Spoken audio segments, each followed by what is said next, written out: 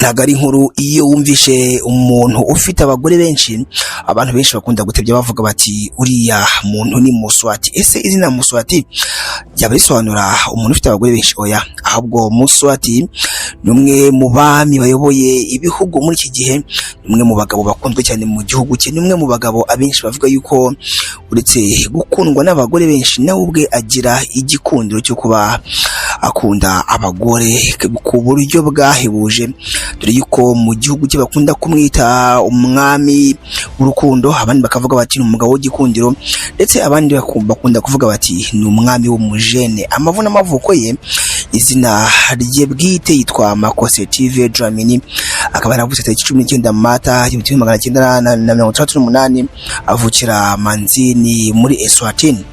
Ni umwana ukomoka mu muryango w'abami kuko se yitwaga Sobuza wa kabiri, nawe akaba yarayoboye Eswatini, naho nyina yitwa Ekosikati Fobi Fwala, ndetse akaba ari umwamikazi wubashywe cyane.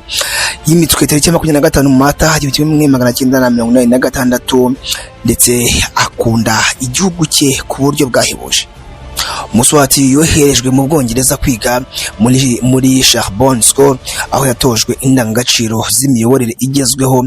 Ibi byamufashije guhuza ibitekerezo by'amajyambere n'umuco gakondo w'igihugu cye. Ubutegetsi bwe kuva kera ku butegetsi bwe, umwami Muswati wa gatatu azwiho gushyigikira umuco gakondo cyane, harimo imihango y'iwabo nka umuhalanga, bivuga intsinzi y'abakobwa, kugira ijambo rikomeye mu miyoborere, kuko Eswatini ni kingdom y'ubwami bwa cyami, cyangwa se ibyo bita absolute monarchy. Ku bijyanye n'abagore byo akunda kuvuga yuko kuba ashobora kuyobora igihugu mu mucyo, mu rukundo, ndetse no mu bwubahane. Inama nyinshi azikomora ku bagore be. Muswati maginga yakaba afite abagore barenga 15 n'abana basaga 20, ndetse ntago akunda kuvugaho rumwe n'abaturage kubera ubukungu bw'igihugu butameze neza, mu gihe ubuzima bw'umwami bwo aba mu buzima buhenze cyane. Ikindi kuba yarahinduye izina ry'igihugu mu mwaka wa 2018 rikava kuri Swaziland ndetse akaryita Kingdom of Eswatini, nabyo abaturage ntago bakunda kubivugaho rumwe. Umwami Muswati wa gatatu azwi cyane ku rwego mpuzamahanga nk'umwami wubatse umuryango mugari w'abagore n'abana, kuko ubusanzwe gakondo y'ubwami bwa Eswatini yemera ko umwami ashobora kugira abagore benshi, nk'uko byagendaga no kuri se Sobuza wa kabiri wari ufite abagore basaga 70 n'abana barenga 200. Abagore ba Muswati wa gatatu kugeza ubu, umwami Muswati wa gatatu yashatse abagore barenga 15, nubwo imibare yemewe na leta igira amakenga mu kwitangaza, bivuga yuko ashobora kuba afite abagore barenga, ariko we akavuga bake bitewe n'amategeko uburyo biteganya. Bamwe bagiye basezeranwa nawe mu mihango y'ubukwe bwa cyami, abandi bagatoranwa mu birori by'umuco bizwi nka umuhalanga red dance, ibirori by'umuco bigamije guhitamo abakobwa b'isugi, ikindi abakobwa beza cyane mu gihugu, akaba arimwo akenshi akunda gutoranya umuntu ugomba kumubera umugore.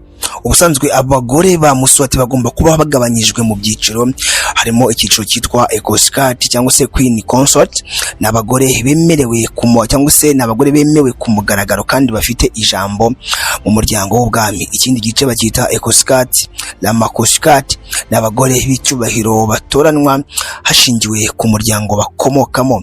Ikindi bamwe mu bagore be bazwi cyane ni uwitwa Ekosikati Lambikiza, niwe wa mbere yashatse, akaba yarize amategeko kandi akunze kugaragara cyane mu ruhame. Undi mugore uzwi cyane ni wita Ekosikati Lamalango, yigeze kugerageza guhunga igihugu mu mwaka wa 2012, avuga atishimye mu muryango we cyangwa se mu rugo rwe.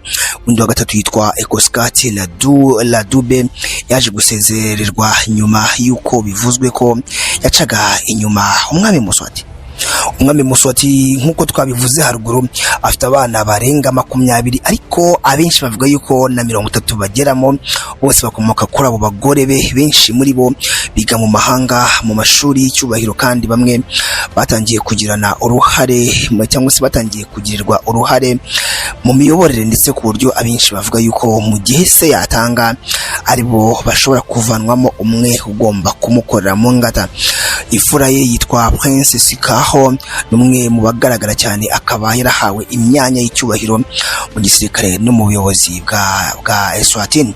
Naho umukobwa witwa Princess Kanyiso, minisitiri ushinzwe ikoranabuhanga n'itangazamakuru, akaba yarize mu Bwongereza kandi akunze kugaragara cyane nk'ushaka impinduka mu mitegekere y'igihugu cya Eswatini.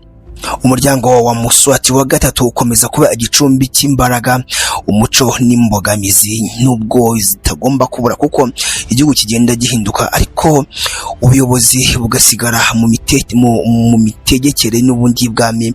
Iyo uganiriye ku mibereho ye bwite, uhita ubona uburyo ubutegetsi bwe budashingiye gusa kuri politiki, ahubwo bunashingiye cyane ku muryango, umuco n'icyubahiro yahawe kuva avuka, kuko n'ubundi yakuriye mu muryango w'ibwami.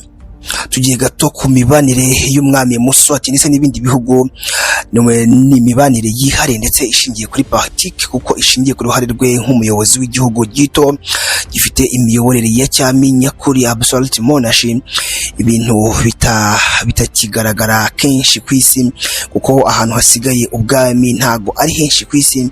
Ibihugu byinshi biyobowe mu buryo bwa demokarasi, cyangwa se mu buryo bushyirwaho n'abaturage, abaturage bagatora ndetse umuyobozi agatorwa akitwa perezida w'igihugu. Ibyo rero urumva ko bitandukanye cyane n'uburyo Eswatini iyoborwa, kuko yo iyoborwa n'umwami, kandi burya iyo igihugu kiyoborwa n'umwami ni uruhererekane, kuko umwami bavuga yuko avukana imbuto, kandi imbuto ziva muri uwo muryango. Uhereye ku gihugu cya Afurika y'Epfo, uburyo kibanye na Eswatini ihana imbibi na Afurika y'Epfo, ni naho ubukungu bwayo bwinshi bushingiye. Muswati ajya akorana bya hafi n'abategetsi b'iki gihugu mu bintu bya politiki, ariko kandi na benshi mu baturage ba Eswatini baba muri Afurika y'Epfo usanga akenshi bakunda gufatanya n'abaturage n'ubundi b'igihugu cyabo mu kuba bateza igihugu cyabo imbere. Mozambique na Lesotho nabyo ni bimwe mu bihugu akenshi bikunda gukorana cyane n'iki gihugu cya Eswatini, cyangwa se n'ubwami bwa Eswatini, kuba yatera imbere haba muri politiki ndetse no mu mibanire n'andi mahanga, bityo ugasanga imibanire yabo n'ibindi bihugu ihagaze neza cyane. Uretse kandi hano muri Afurika, Eswatini ni inshuti magara y'igihugu cy'Ubushinwa, nka kimwe mu bihugu bifitanye umubano ukomeye n'iki gihugu binyuze mu mafaranga ndetse no mu ishoramari. Ubushinwa bushora muri Eswatini, ariko hari akaduruvayo gato muri iyi mibanire, kuko kugeza vuba Eswatini yari igihugu cya nyuma muri Afurika gifitanye umubano na Taiwan, aho kandi byaje kugaragara yuko Taiwan ifitanye amakimbirane n'igihugu cy'Ubushinwa, bityo hakaza kuzamo akagatotsi, ariko bitewe n'abakuru b'ibihugu bigenda bikemuka umunsi ku munsi. Eswatini kandi ni igihugu gifitanye umubano mpuzamahanga n'ibindi bihugu, dore yuko kiri mu muryango w'abibumbye Loni. Eswatini ni umunyamuryango huzuye, ariko ubuyobozi bwabo bushishikarizwa cyane guha urubuga abashaka impinduka na demokarasi, bityo bakaba bashyiraho demokarasi, bakava mu gihe cyo kuyoborwa n'umwami, bakaba bashyirwaho cyangwa se hashyirwaho demokarasi, bityo abaturage bakagira uruhare mu miyoborere, nubwo kugeza amaginga bitari byakunda. Imiryango myinshi ikorana n'iki gihugu, harimo UNICEF, Global Fund ndetse n'indi miryango mpuzamahanga. Dukomereje ku bukungu bwa Eswatini, abaturage benshi ba Eswatini 70% by'abaturage bakora umwuga w'ubuhinzi, cyangwa se ni abahinzi, dore yuko haba cyangwa se bakora ubuhinzi bugendanye n'icyayi, imbuto ndetse n'ibindi byinshi, harimo n'ikawa. Hari amasosiyete manini y'ubuhinzi yiganjemo iz'abanyamahanga zikorera mu mirima minini nyine yo muri iki gihugu, bityo abaturage baho bakagenda barushaho gukora ubuhinzi bwa kijyambere. Ikindi, muri kino gihugu hari inganda n'ibikorwa by'ubucuruzi. Eswatini ifite inganda zifashisha ibikomoka ku buhinzi, zirimo inganda zikora isukari n'ibikomoka kuri yo ubwayo, ndetse hari inganda zicura cyangwa se zikora inzoga n'ibindi bintu bisembuye, inganda zikora ibikoresho by'ibyuma n'ibindi byinshi cyane. Mu bucuruzi mpuzamahanga, Eswatini ni umunyamuryango wa SACU cyangwa se Southern African Customs Union. Ibi bivuze ko igira uruhare mu rusobe rw'amahoro n'ifaranga n'imisoro, binatuma ibona inkunga iva muri Afurika y'Epfo, ikorana n'imiryango nka SADC, COMESA na AGOA, bituma igera ku masoko y'Uburayi na Amerika. Inkunga akenshi ikunda kubona Eswatini ntabwo ikunda kubona inkunga ziturutse ku migabane y'Iburayi, ahubwo akenshi ikorana n'ibihugu bya Afurika. Dusubiye gato ku muyobozi w'iki gihugu cyangwa se umwami Mswati, yubatse ku buryo butangaje igisirikare cya Eswatini nk'umuyobozi w'ubwami, bityo agiha imbaraga zikomeye cyane. Igisirikare cya Eswatini cyitwa CDF, bityo kikaba ari igisirikare kizwiho abasirikare b'indwanyi ndetse abasirikare bagenda bafasha ibihugu bigiye bitandukanye, haba mu kwirinda cyangwa se mu kujya gutabara aho rukomeye. Rero bavuga yuko cyagizwe cyangwa se cyashinzwe mu mwaka wa 1973. Urumva ahangaha ni imbere ya Mswati cyangwa se imbere y'umwami Mswati wa gatatu, mbere yuko ajya ku bwami, ariko gikomeza gukomera cyane no gutegurwa neza nyuma yuko Mswati wa gatatu yimitswe mu mwaka wa 1986. Intego z'ingenzi z'iki gisirikare no kurinda umwami n'ingoro z'ubwami, gucunga umutekano w'imbere mu gihugu, gutabara mu bihe byiza cyangwa se impanuka, kwiga ndetse no kwigarurira abagize uruhare mu myigaragambyo cyangwa se abashatse gukora imyigaragambyo, bityo icyo gisirikare kikayiburizamo. Uko Mswati yacyubatse cyangwa se yubatse igisirikare, yashyizeho imiyoborere yacyo ishingiye ku bwami. Umwami ni commander in chief cyangwa se ni mukuru w'ingabo, yagennye abayobora cyangwa se abantu bagomba kuyobora bizerwa, harimo abavandimwe n'abana be. Urugero twakubwira ni umwana witwa Prince Sikalo, umuhungu we wajyanwe mu gisirikare kuva akiri muto, nyuma aza kugirwa secretary cyangwa se umunyamabanga mukuru w'ingabo za Eswatini. Ni igisirikare gikoresha amafaranga menshi. Mu myaka ya vuba igihugu cyaguze ibikoresho by'itumanaho n'imodoka z'intambara, bimwe bikavugwaho cyangwa se ntibivugwaho rumwe n'abaturage, bakavuga yuko abaturage bashonje, ariko Mswati akomeza kubaka igisirikare. Ibi byatumye habaho impaka hagati y'imiyoborere n'abaturage kuko amafaranga y'ingabo aba menshi cyane mu ngengo y'imari. Mswati yaje kwifashisha igisirikare mu guhangana n'imyigaragambyo igihe abaturage bigaragambyaga mu mwaka wa 2021 ubwo basabaga demokarasi. Mswati yategetse igisirikare gukoresha imbaraga zikomeye, ndetse abaturage benshi baza gupfira muri iyo myigaragambyo.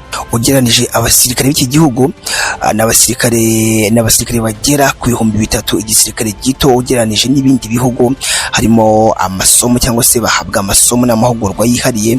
Bamwe bajyanwa kwitoreza muri Afurika y'Epfo, Botswana ndetse n'Ubushinwa, abandi nabo bakitoreza mu gihugu cyabo cya Eswatini. Kugeza muri uyu mwaka wa 2025 Mswati wa gatatu aracyari perezida cyangwa se aracyari n'umuyobozi, umwami.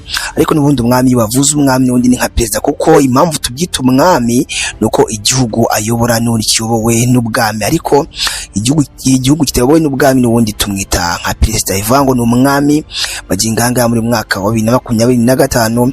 Ikindi yubakiye igisirikare cye ubudahangarwa nk'uko twabikubwiye, kuko abashakira imyitozo ikomeye, abashakira ndetse ingengo y'imari. Abenshi bakemeza yuko ashora amafaranga menshi no mu gushaka ibikoresho bigezweho. Iyi ngiyi ni Taratibu TV twakugezagaho amwe mu mateka y'umwami ukundwa n'abagore cyangwa se nawe ubwe agakunda abagore, umwami Mswati wa gatatu w'igihugu cya Eswatini. Ushobora kuba udukurikira umunsi ku munsi wifuza ko hari uwo twakugezaho wakunze, yaba mu byamamare, yaba mu mupira w'amaguru, abakinnyi ba filime ndetse abashakashatsi, apfa kuba ari umuntu gusa amenyekanye ndetse akagira fame, agakundwa cyane ku rwego mpuzamahanga. Tukubwira amateka ye, ese niba akiriho ahugiye mu biki, ese niba yarapfuye aho yasize babayeho bate.